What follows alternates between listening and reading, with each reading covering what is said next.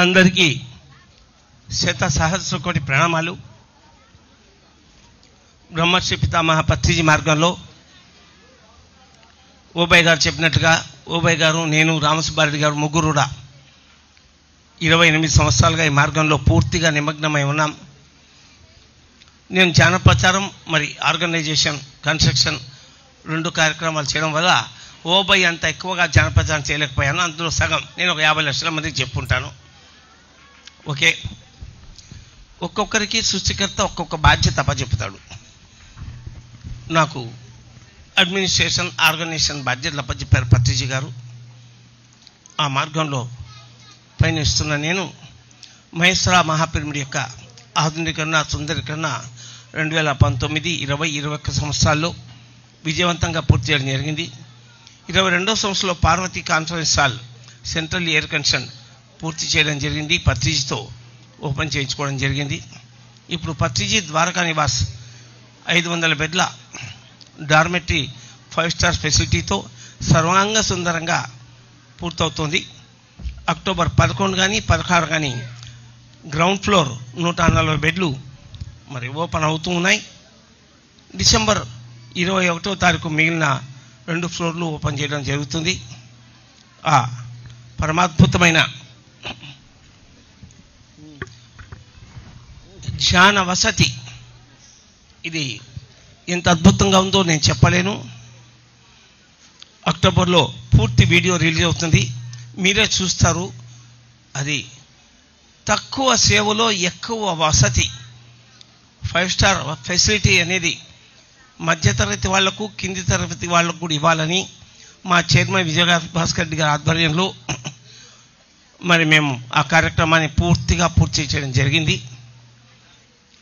మరి డిసెంబర్లో జరిగే పత్రిజీ ధ్యాన మహాయజ్ఞం 4కు ఈ 500 బెడ్లు 6 రూములు కూడా ఈ ప్రపంచానికి అందించాలనేటువంటి తీవ్ర కృషి చేయడం జరుగుతుంది. ఇవి అందరికీ అందించడం జరుగుతుంది. దీనికి బెడ్కి విరాళం కట్టవలసి ఉంది. 10,000, 15,000, 37,500, 50,000, 62,500, 75,000, 1,50,000 ఇలాగా దాని యొక్క ఎంత డబ్బు అన్నీ 25 సంవత్సరాలు మీకు ఉచిత సేవను ఇస్తాయి. ఎన్ని సంవత్సరాలు దయచేసి తర్వాత మా వాళ్ళు భోజనాలు పంచుతారు, వాటిని చూడండి. ఇక్కడ సమయభావం ఉంది. ఏ తర్వాత చెప్పేది ఏంటంటే ప్రతి ఒక్కరు కూడా చక్కగా ధ్యానం చేయాలి. మహేశ్వర మహాపిరమిడ్లో బ్రహ్మర్షి పితామహ పత్రిజీ మహాసమాధి దగ్గర కూడా ధ్యానం చేయాలి. మహేశ్వర మహాపిరమిడ్లో సమాధి స్థితిని పొందాలి. ధ్యానంలో అన్నపూర్ణేశ్వరిలో చక్కటి అమృత ఆహారాన్ని స్వీకరించాలి. పత్రిజీ ద్వారకా నివాస్ సదానందగి బ్లాక్లో పరమానందంగా విశ్రాంతి తీసుకోవాలి అనేటువంటి గొప్ప ఆలోచనతో ఆ కార్యక్రమాన్ని పూర్తి చేయడం జరిగింది. ఇక ఈరోజు దేవీ రూపాలు 9 రోజులు దేవి 9 రూపాలలో దర్శనమిస్తుంది. ఆ విధంగా అలంకారం చేస్తారు. మరి ఆ రూపాలన్నీ కూడా ఆ విధంగా దేవి ఎందుకు ధరించవలసి వచ్చింది, ఆ రూపాల విశిష్టత ఏమి, ఆ రూపాలని కళ్ళ ముందు గుర్తుంచుకుంటూ ధ్యానం చేయడం వల్ల ఈ దేవీ నవరాత్రుల్లో మనకు కలిగేటువంటి ఫలితాలమైన విషయాన్ని ఇప్పుడు మనం చర్చించుకుందాం. హిందూ సాంప్రదాయంలో శ్రీదేవి నవరాత్రులకు విశిష్టమైన ప్రాధాన్యం ఉంది.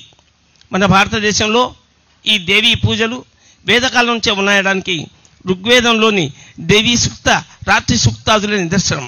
బ్రాహ్మణాలు, అరణ్యకాలు, ఉపనిషత్తుల్లో కూడా దేవి ప్రస్తావన విరిగా ఉంది.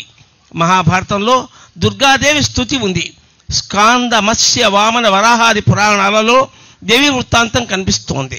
దేవీ భాగవతం శ్రీదేవి ప్రాశస్త్యాన్ని వేనోళ్ల కొనియాడుతుంది. దేవీ నవరాత్రులు 2 రకాలుగా జరుగుతాయి. చైత్ర శుద్ధ విధియ మొదలు నవంబర్ వరకు చేసే నవరాత్రులను వసంత నవరాత్రులు అని పిలుస్తారు. అలాగే ఆశ్వయుజ శుద్ధ విజయ మొదలు నవంబర్ వరకు చేసే నవరాత్రులను శరన్నవరాత్రులు అని పిలుస్తారు. ఈ రెండింటిలోనూ శరన్నవరాత్రులకే దేవీ నవరాత్రులుగా ప్రసిద్ధి. ఇదే సమయంలో తిరుమలలో శ్రీ వెంకటేశ్వర స్వామి వారికి బ్రహ్మోత్సవాలు కూడా జరుగుతారు. ఎందుకంటే స్వామిని కొందరు దేవిగా బాలా త్రిపుర సుందరిగా అంటే బాలాజీగా పిలుస్తారు, మరి కొందరు సుబ్రహ్మణ్య స్వామిగా చూస్తారు, మరి కొందరు బుద్ధుని అవతారంగా చూస్తారు, మరి కొందరు వెంకటేశ్వర స్వామి అంటారు. కానీ దేవి నవరాత్రుల్లో బ్రహ్మోత్సవాలు జరగడం అనేది అనాదిగా 1000 సంవత్సరాలుగా నడుస్తుంది. ఈ నవరాత్రులలో దేవీ పూజలను 9 రోజులు చేయడానికి కారణం పద్మ పురాణం, బ్రహ్మాండ పురాణం, బ్రహ్మ వైవర్త పురాణం, భవిష్య పురాణం, దేవీ పురాణం, మార్కండేయ పురాణాల్లో చెప్పబడింది. దుష్ట శిక్షణ, శిష్ట రక్షణ చేయడానికి ఆదిశక్తి అయినటువంటి జగన్మాత 9 అవతారాలను ధరించింది. అవి మహాకాళి, మహిషాసుర మర్దిని, చాముండ, నంద, రక్తదంతి, శాకంబరి, దుర్గా, మాతంగిని, భ్రామరి అనేవి. ఈ విధంగా ఒక్కొక్క రోజున ఒక్కొక్క అవతారంగా భావించి ఈ 9 రోజులు పూజించుట నవరాత్రి సాంప్రదాయం అయింది. ఈ 9 రోజుల్లో పొద్దుటూరులోని సుప్రసిద్ధమైన వాసవి కన్యకా పరమేశ్వరీ దేవి ఆలయంలో ఈ దేవి నవరాత్రులను నవరస వైభవంగా జరుపుకుంటారు. ఈ శక్తి పూజా విధానాలు తాంత్రిక గ్రంథాల్లో వివరింపబడ్డాయి. తంత్రం అంటే జ్ఞానాన్ని విస్తరింపజేయనది అని అర్థం. అనగా మంత్రాల తత్వాన్ని, వాటి అర్థాన్ని, ఉపాసన విధానాన్ని వివరించేది అని అర్థం. ఆ తాంత్రిక గ్రంథాలలో శక్తులకు చిహ్నాలుగా యంత్రాలని, రేఖాచిత్రాలను ఉపయోగిస్తారు. దేవి ఉపాసన విగ్రహ రూపంలో కానీ యంత్ర రూపంలో కానీ జరపడం సాంప్రదాయం. ఈ రెండింటిలోనూ యంత్ర రూపోపాసన శ్రేష్టమైనదని ఆగమాదులు చెబుతూ ఉన్నాయి. ఆ మంత్రాలన్నింటిలోనూ సర్వోత్కృష్టమైనది శ్రీచక్రం. అందుకే దానికి యంత్ర రాజమని ప్రసిద్ధి. ఈ శ్రీచక్రం అది ఉపాసన మార్గంలోనూ వివిధ పద్ధతులు, రూల్స్, రెగ్యులేషన్స్, కండిషన్స్తో జరపబడుతుంది శ్రీచక్ర ఉపాసన. అందుకే 15,000 సంవత్సరాల కింద ఉన్నతలోక యోగులు ప్రతి ఒక్కరికి ఈ శ్రీచక్రం యొక్క ఎనర్జీ అందాలని, ప్రతి ఒక్కరూ శ్రీచక్రంలో కూర్చోవాలని, కులమత భేదం లేకుండా, జాతి మత భేదాలు లేకుండా, ఏ రూల్స్, ఏ రెగ్యులేషన్స్ లేకుండా ఉండాలనే ఉద్దేశంతో ఈజిప్టు రాజులను ఒప్పించి ఆనాడు 15,000 సంవత్సరాల కింద గీజా పిరమిడ్ సముదాయాన్ని నెలకొల్పారు. అది శ్రీచక్రానికి, గీజా పిరమిడ్ సముదాయానికి ఏమాత్రమూ తేడా లేదు.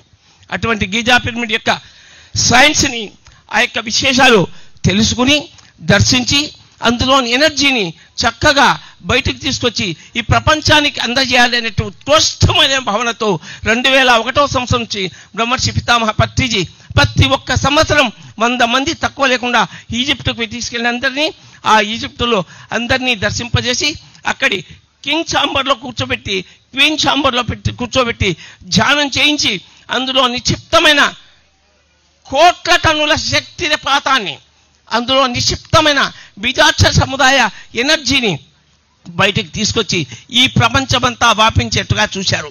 దాన్ని మళ్ళీ మళ్ళీ మళ్ళీ కూడా రెన్యువల్ చేయడానికి అప్పటి నుంచి కరోనా వచ్చే వరకు దాదాపు ప్రతి సంవత్సరం 100 మందిని ఈజిప్ట్ గీజా పిరమిడ్ సముదాయానికి పత్రిజీ తీసుకెళ్ళి ఆ గీజా పిరమిడ్ సముదాయంలోని ఎనర్జీని అంతా కూడా డైవర్ట్ చేయించి వాటిని అంతా మన మహేశ్వర మహాపిరమిడ్లోను, పొద్దుటూరు వాసవి కన్యకా పరమేశ్వరి పిరమిడ్లోను, బెంగళూరులోని మైత్రేయబుద్ధ పిరమిడ్లోను, రాజమండ్రి పేరవరం వశిష్ఠ గౌతమ్ పిరమిడ్లోను నిక్షిప్తం చేయడానికి హర్నిశలు శ్రమించారు.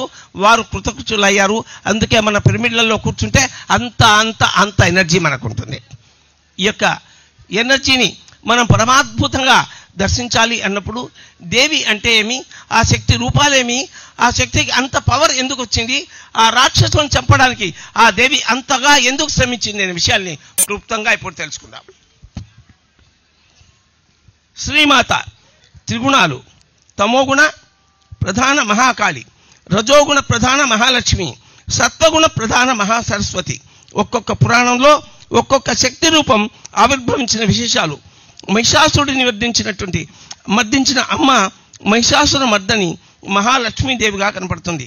మరొక కల్పంలో శుంభులను కడతెచ్చి శక్తిగా సరస్వతీదేవిగా దర్శనమిస్తుంది.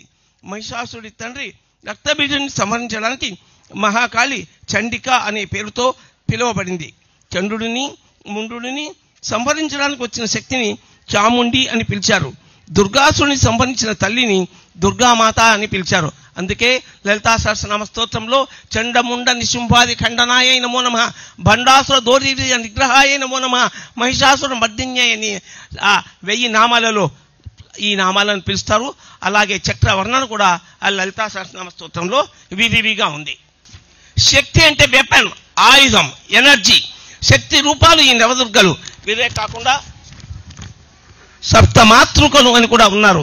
అసుర సంహారం చేసేటప్పుడు దేవతలందరూ తమ తమ శక్తులను సహాయంగా పంపినప్పుడు బ్రహ్మ యొక్క శక్తిని బ్రహ్మణి అని, విష్ణువు యొక్క శక్తిని వైష్ణవి అని, మహేశ్వరుని శక్తి మహేశ్వరి అని, కుమారస్వామి యొక్క కౌమారి, మహాస్వామి యొక్క శక్తి వారాహి, నరసింహస్వామి యొక్క శక్తి నారసింహి. వారి వారి ఆయుధాలు వాహనాలు ధరించి యుద్ధం చేశారు రాక్షస సంహారంలో. అందుకే ఈ విషయాన్ని కూడా లలితా సహస్రనామ స్తోత్రంలో క్లుప్తంగాను నిక్షిప్తంగాను ఇవ్వబడ్డాయి. మరి మహాలయ అమావాస్య, మహాలయం జరిగిన రోజు కల్పాంతం, తర్పణం, సమర్పణం. మహాలయం అమావాస్య ఎందుకు సింబాలిక్ అంటే ఒకప్పుడు మహాప్రళయం జరిగిందట. ఏ రోజైతే మహాప్రళయం జరిగిందో ఆ రోజే మహాలయ అమావాస్యను పెద్దవాళ్ళు జరుపుకుంటారు. మనకు ఆ విషయాలు క్లుప్తంగా మాత్రమే తెలుసు, కొందరికి అది తెలియదు. మరి పునః జగత్ ప్రసిద్ధి, జగత్ ప్రసూతి. ఆ అమ్మ మళ్ళీ ఈ జగత్తును ప్రసవించింది. మరల సృష్టి మొదలైన రోజు శరత్కాలం. ఆ రోజే ఆశ్వీజ శుద్ధ పాద్యమి.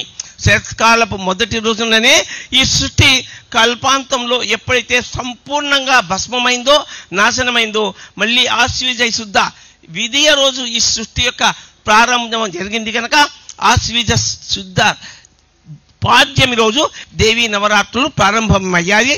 ఎప్పుడు కృతయుగంలో. యా దేవి సర్వభూతే శబ్దారూపం సిద్ధారూపేణ లజ్జారూపేణ నిధారూపేణ క్షుధారూపేణ ఉండే సర్వశక్తి దుర్గా సప్తశతి. వీటన్ని యొక్క ఎనర్జీలని మన పిరమిడ్లలో అభిమంత్రించినట్లు మనకు తెలియకపోయినా ఎంతో మంది వేద విధులు, సప్త ఋషులు అందరూ కూడా అద్భుతంగా వచ్చి వాటిని అభిమంత్రించి నిక్షిప్తం చేశారు. దానికి ఒక తార్కాణం మహేశ్వర మహాపిరమిడ్లో ఎంట్రన్స్ లోనే సప్త ఋషుల చిత్రం ఉంది. మీరందరూ గమనించారో లేదో, ఆ మహేశ్వర మహాపిరమిడ్ ఓపెన్ కాకముందే సప్త ఋషులు నా కళ్ళలో కనబడ్డారు. ఈ విధంగా మా యొక్క చిత్తరువును అక్కడ చిత్రించును ఆజ్ఞాపించారు. వెంటనే లేచి నేను ఒక ఆర్టిస్టుకు ఫోన్ చేసి నాకు కళలో వచ్చిన రూపాలని ఒక ఫోటో వేయించారు. వెంటనే ఒక పెన్సిల్తో స్కెచ్ని దాన్నే అతను డెవలప్ చేసి నేను ఏ విధంగా అయితే చెప్పానో ఆ విధంగా అక్కడ అద్భుతంగా ఫైబర్లో చిత్రీకరించారు. నేనది తమాషాగా జరిగిందేమో, నాకున్నటువంటి ఆలోచనలతో ఆ కళ నాకు వచ్చిందేమో అనుకున్నాను.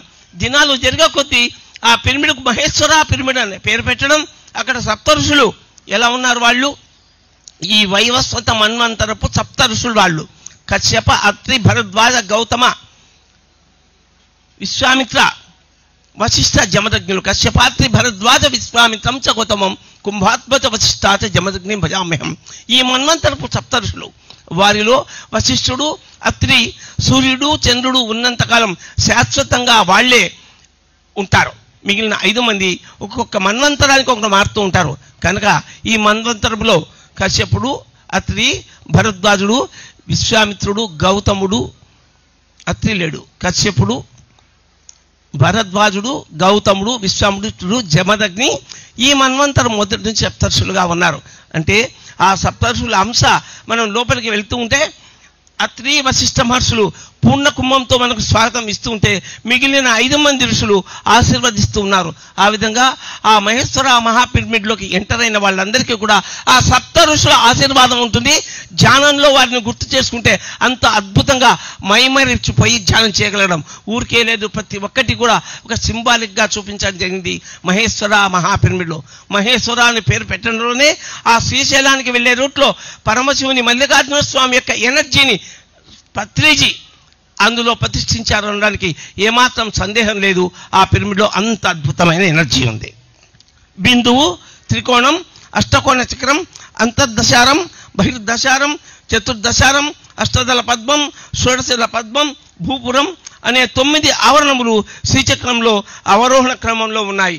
ఈ 9 ఆవరణలను ఆ సప్తఋషులు ఆ మహేశ్వర మహాపిరమిడ్లో అజ్ఞాతంగా మనకు తెలియకుండా ప్రతిష్ఠించారు.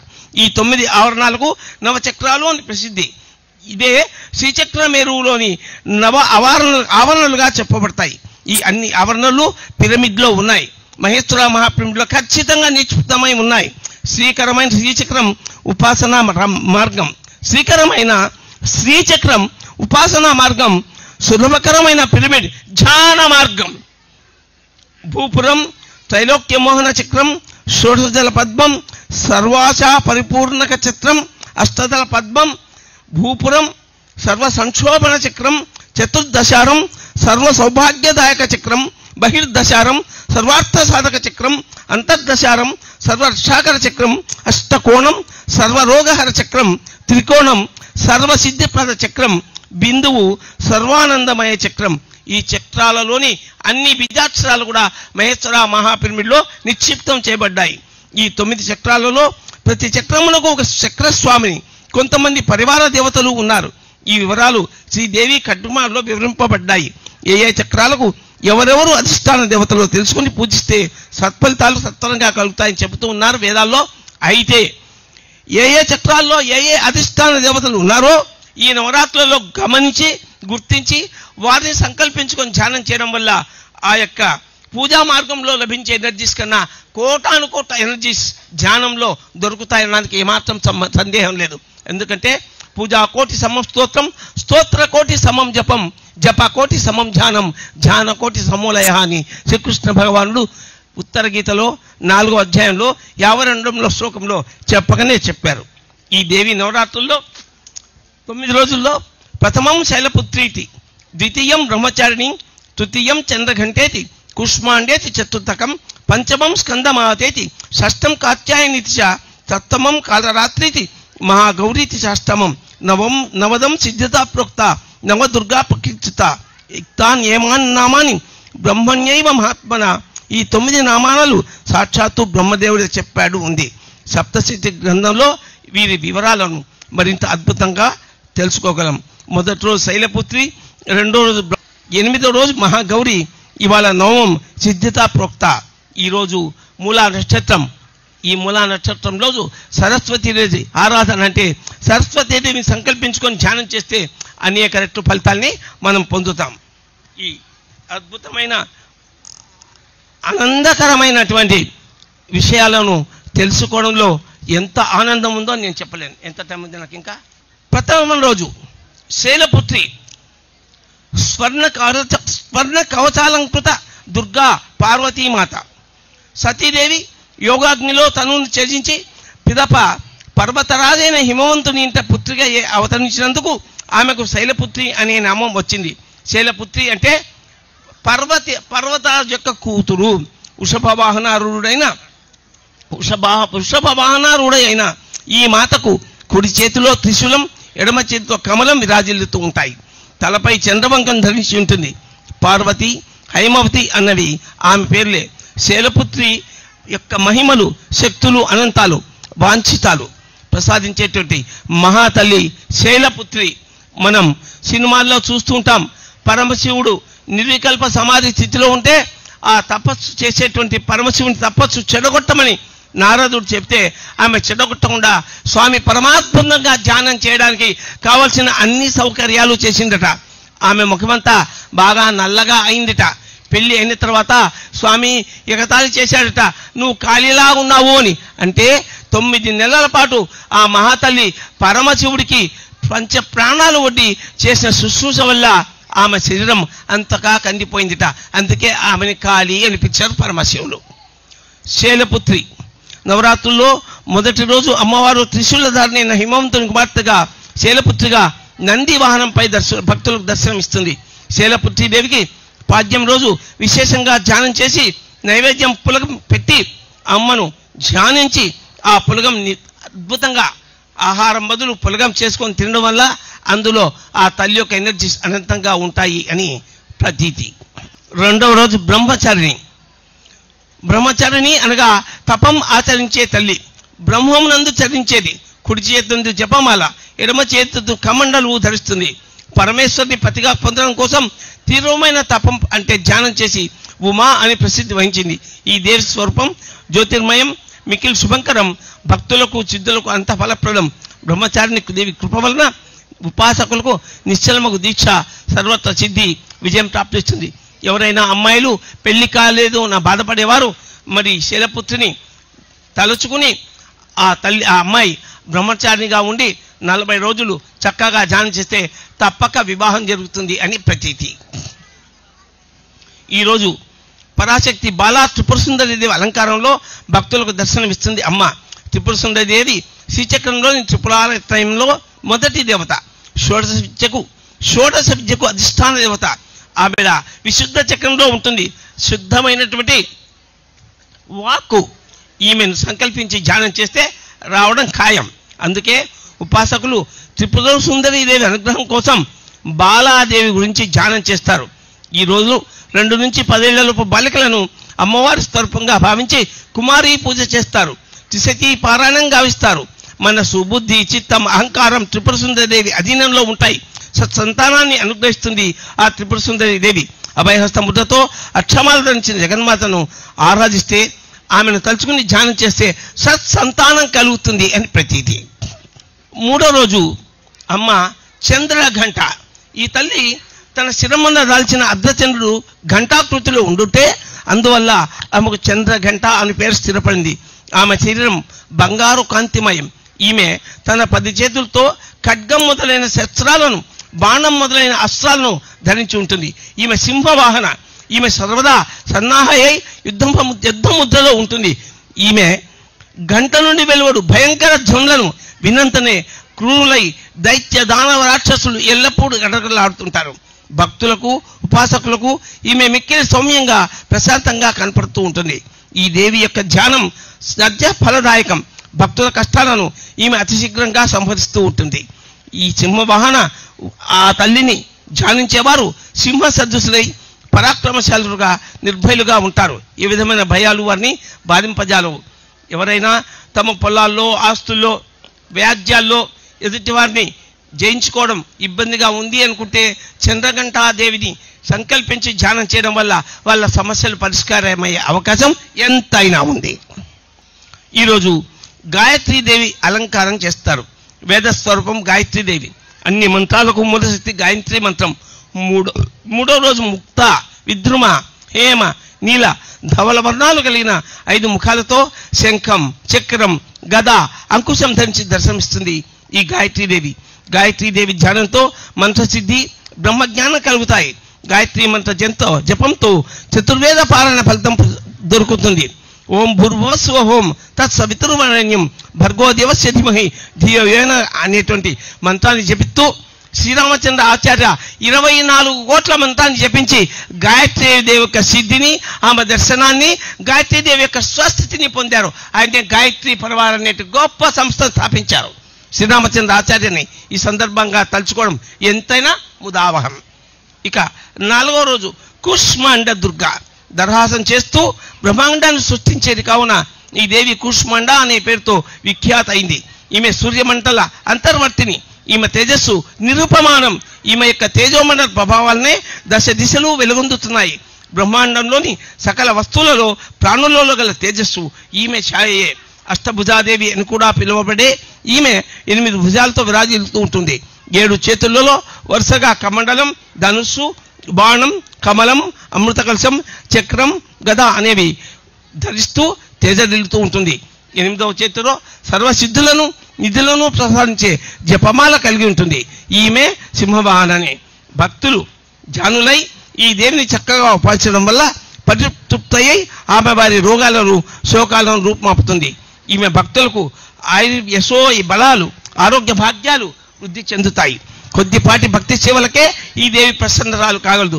ఆ దేవిని ధ్యానించి చక్కగా ఆ ధ్యానాన్ని కొనసాగిస్తే మన యొక్క అనారోగ్యాలు, అరిష్టాలు అన్నీ తొలుగుతాయి. 4వ రోజు లలితాదేవి, ఆజ్ఞా చక్రవాసిని.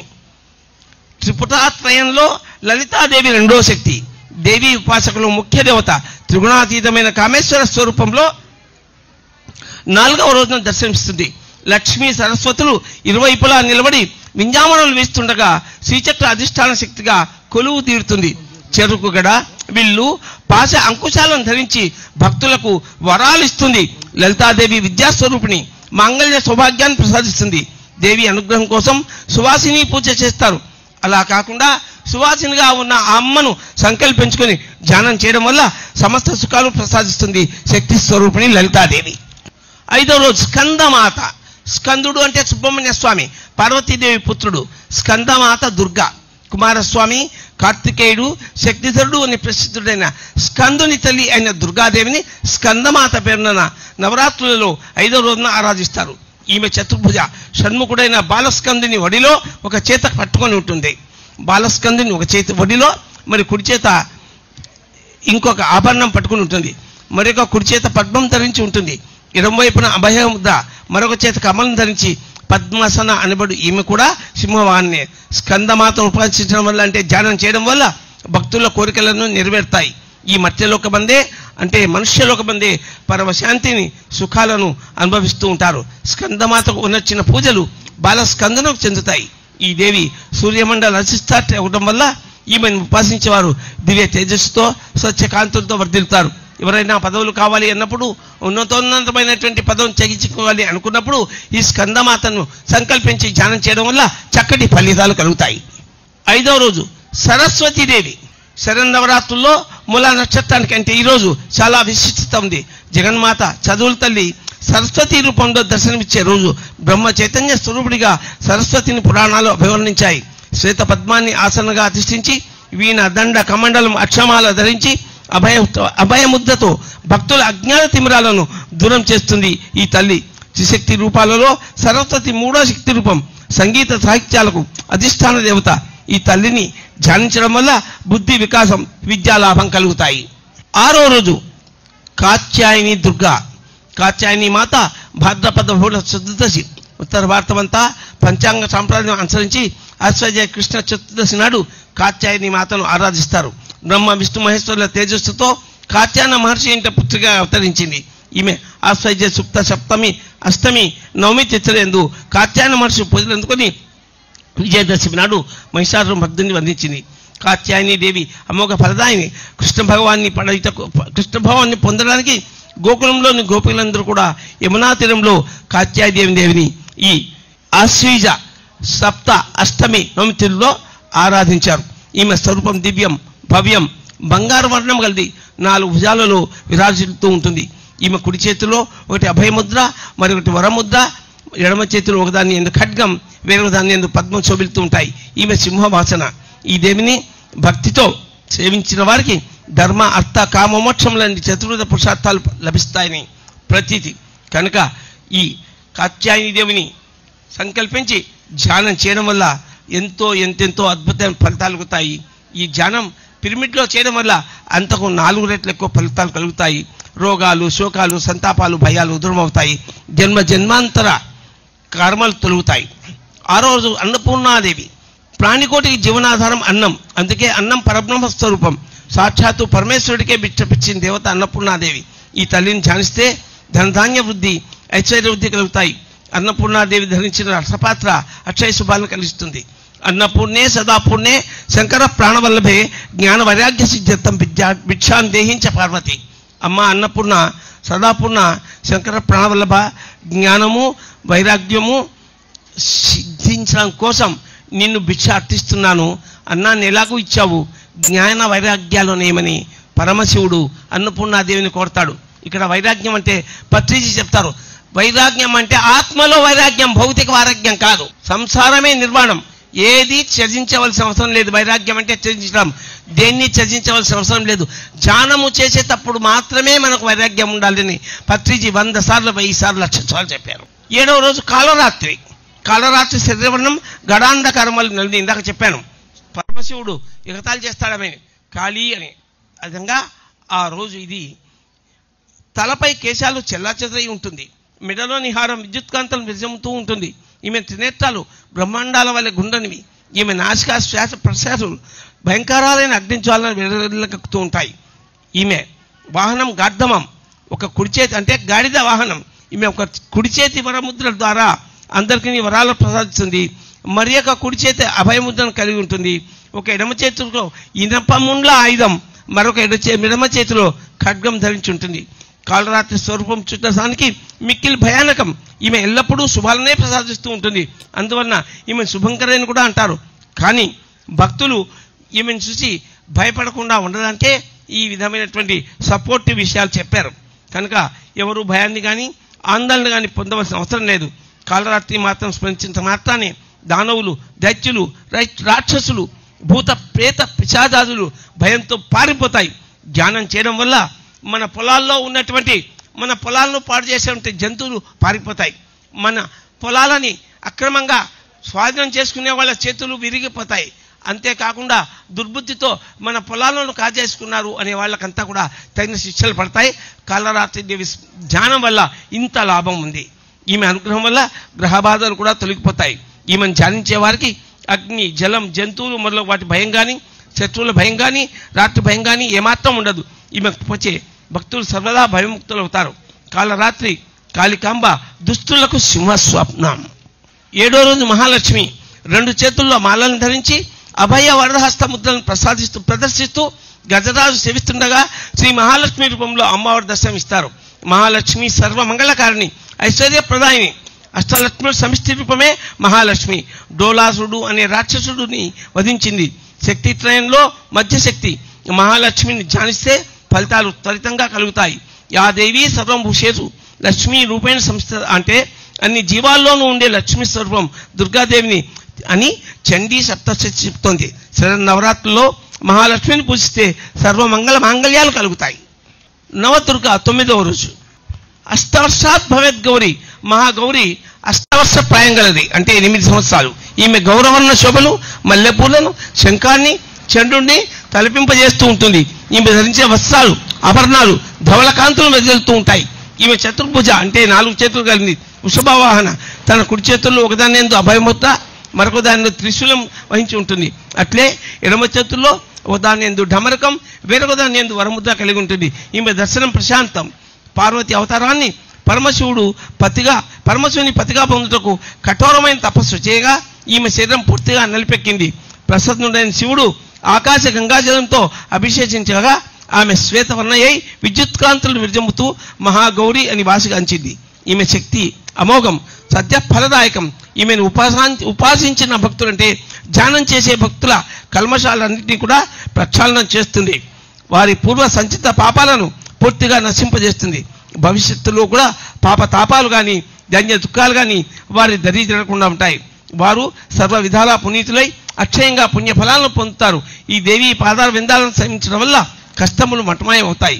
ఈమె ఉపాసన ప్రభావం వల్ల అసంభవమైన కార్యాలు సైతం చక్కగా కార్యరూపం దాల్చుతాయి. శివుడు కర్పూర గౌరాంగుడు, గౌరమ్మ మల్లెపూల వంటి తెలుపు, కొంచెం పసుపు అంటే గౌరవర్ణంతో మెరిసిపోతూ ఉంటుంది. మొదటి రోజు నుంచి 7వ రోజు వరకు 7 చక్రాలు, 8వ రోజు సహస్రారాన్ని అధిరోహించినటువంటి మహాగౌరీదేవి అష్టమ ఆవరణలో మహాదేవుడిని కలుసుకుంటుంది. కల్మష నాశిని. ఈ జన్మలోని పాపాలు తొలగించడమే కాకుండా రాబోయే జన్మలోని కూడా పాపతాపాలు లేకుండా చేస్తుంది ఈ గౌరీదేవి. కనుక ఈ నవరాత్రుల్లో ఆ తల్లి మన క్లేశాలన్నీ తొలగిస్తుంది. కనుక ఆమెని గుర్తుంచుకొని ధ్యానం చేయడం వల్ల మనకు సర్వశుభాలు కలుగుతాయి. దుర్గతులను నివారించే పరాశక్తి దుర్గాదేవిగా ఈరోజే దర్శనం ఇస్తుంది. ఈ అవతారంలో దుర్గముడు అనే రాక్షసుని అమ్మవారు సంహరించినట్టు పురాణాలు చెబుతున్నాయి. పంచ ప్రకృతి మహాస్వరూపాల్లో మొదటి దుర్గారూపం. భవబంధాల్లో చిక్కుకున్న మానవుడిని అనుగ్రహించి మోక్షాన్ని ప్రసాదించేటువంటి మాత. కోటి సూర్యప్రభలతో వెలుగొందే అమ్మను అర్చిస్తే శత్రుపీడనం తొలగిపోతుంది, సర్వత్రా విజయం ప్రాప్తిస్తుంది. ఎర్రని వస్త్రం సమర్పించి ఎర్రటి అక్షతలు, ఎర్రటి పుష్పాల్లో అమ్మను పూజించాలి. ఆఖరి విషయం, సిద్ధిదాత్రి. సర్వవిధ సిద్ధులను ప్రసాదించే తల్లి కనుక ఈమె సిద్ధిదాత్రి. పరమేశ్వరుడు సర్వసిద్ధులను దేవి కృప వల్లనే పొందాడు అని దేవి పురాణంలో పేర్కొనబడింది. ఈమె పరమశివుని దయదలిచి ఆయన శరీరంలో అర్ధభాగమై నిలిచింది. సిద్ధిదాత్రి దేవి చతుర్భుజ, సింహవాహన. ఈమె కమలంపై ఆసీనురాలే ఉంటుంది. ఈమె కుడివైపున ఒక చేతిలో చక్రాన్ని, మరొక చేతిలో గదను ధరిస్తూ ఉంటుంది. ఎడమ వైపున ఒక కరంలో శంఖాన్ని, మరొక కరంలో కమలాన్ని దాల్చి ఉంటుంది. నిష్ఠతో ఈమెను ధ్యానించే వారికి సకల సిద్ధులు కర్తలామాలు తమతాయి. ఈమె కృపచే భక్తుల యొక్క, సాధకుల యొక్క లౌకిక పారమార్థిక మనోరథాలన్నీ సఫలమవుతాయి. సిద్ధిదాత్రి మాత కృపకు పాత్రుడైన భక్తులకు కోరికలేవి మిగిలి ఉండవు. అట్టి వానికి భగవతీదేవి చెందిన సన్నిధియే సర్వస్వం అవుతుంది. భగవతీమాత యొక్క స్మరణ, ధ్యాన, పూజాదికాల ప్రభావం వల్ల ఈ సంసారం నిస్సారమని బోధపడుతుంది. తన్మయత్వంతో నిజమైన పరమానందమైన అమృతత్వం లభిస్తుంది. మరి ఈ తల్లి మహిషాసుర మర్దని కనుక ఆశ్వయుజ శుద్ధ నవమి రోజు మహానవమిగా జరుపుకుంటారు. వాహనాలని, ఆయుధాలని పూజిస్తారు. సింహవాహనాన్ని అధిరోహించి ఆయుధాలను ధరించిన చండీమాత సకల దేవత అంశతో మహాశక్తి స్వరూపంగా మహానవమి రోజు దర్శనమిస్తుంది. ఈ తల్లిని పూజిస్తే ధ్యానిస్తే సకల దేవత అనుగ్రహం కలుగుతుంది. మహిషాసురమర్దన ఆరాధన వల్ల ధ్యానం వల్ల సర్వ భయాలన్నీ తొలగిపోతాయి, సర్వ శుభాలు కలుగుతాయి. 10వ రోజు లలితా రాజరాజేశ్వరి, బాలా త్రిపుర సుందరి, లలితా త్రిపుర సుందరి, లలితా రాజరాజేశ్వరి. లలితా రాజరాజేశ్వరి అంటే సహస్రారం, మూలాధారం, స్థిరత్వం, స్వాధిష్టానం, విస్తృతత్వం, మణిపూరకం, స్థితత్వం, అనాహతం, మౌనతత్వం, విశుద్ధం, శుద్ధి, ఆజ్ఞాచక్రం, సిద్ధి, సహస్రారం, బుద్ధి. విశుద్ధం శుద్ధత్వం, ఆజ్ఞాచక్రం సిద్ధత్వం, సహస్రారం బుద్ధత్వం. ఇవన్నీ కూడా ఈ రూపాలన్నీ కూడా మరి వాసవి కన్యకా పరమేశ్వరి దేవి మరి పొద్దుటూరులో చక్కగా అలంకరిస్తావు. ఆయా రూపాలను ఆ తల్లిని పరమాద్భుతంగా చూడొచ్చు.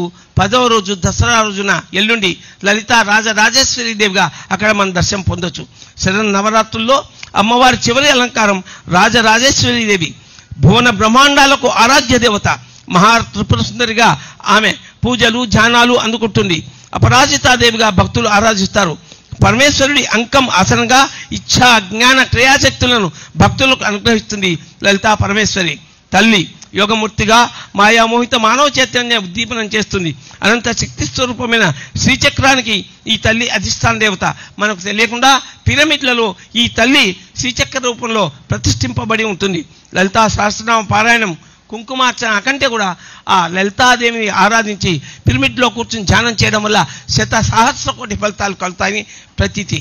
కనుక ఈ దేవి నవరాత్రుల్లో పరమాద్భుతంగా శ్రీరామచంద్రమూర్తి లలితాదేవిని ఆరాధించి రావణుని చంపగలిగాడు. అర్జునుడు శమీ వృక్ష ప్రదర్శన చేసి మరి శమీ వృక్షం దగ్గర ధ్యానం చేసి ఉత్తర గోగ్రహణంతో ఎంతో అద్భుతంగా కౌరవులను గెలుచుకోగలిగాడు. ఈ రోజున మరి ఈ వాసవి కన్యకా పరమేశ్వరి పిరమిడ్ ప్రాంగణంలో నవరాత్రులను 3 రోజుల్లో వైభవంగా చూపుకోవడం ఇక్కడ ఈ ప్రోగ్రామ్ చేయడం ఎంతో ఎంతో అద్భుతం. ఈ అవకాశాన్ని పొందినటువంటి ఈ మహానుభావులందరికీ 100,000 కోటి సాష్టాంగ ప్రణామాలు. మరి డిసెంబర్లో జరిగేటువంటి పత్రిజీ ధ్యాన మహాయాగానికి మీరందరూ తప్పక రావాలని మళ్ళా కోరుతూ ఈ అవకాశాన్ని నాకు ఇచ్చినటువంటి మరి పొద్దుటూరు పిరమిడ్ ట్రస్ట్ వారికి నా యొక్క కృతజ్ఞతలు తెలుపుతున్నాను. ఈ సబ్జెక్ట్ని ఎంతో చక్కగా అద్భుతంగా చెప్పవచ్చు. కనీసం 3 రోజులు ఉంటే ఈ సబ్జెక్టులో దేవి యొక్క ఒక్కొక్క రూపాన్ని, దాని యొక్క ధ్యాన స్థితిని ధ్యానం చేయడం వల్ల కలిగే విస్తృత ప్రయోగాలను చెప్పవచ్చు. ఒక పుస్తకం రాయాలనుంది. వచ్చే సంవత్సరానికంతా ఆ పుస్తకం రాసి ప్రింట్ చేసి అందరికీ పంచాలనుంది. అవకాశం ఇస్తే ఆ వాసవి కన్యకా పరమేశ్వరి దేవి తప్పక సేవ చేసుకుంటా అని చెప్తున్నాను. Thank you.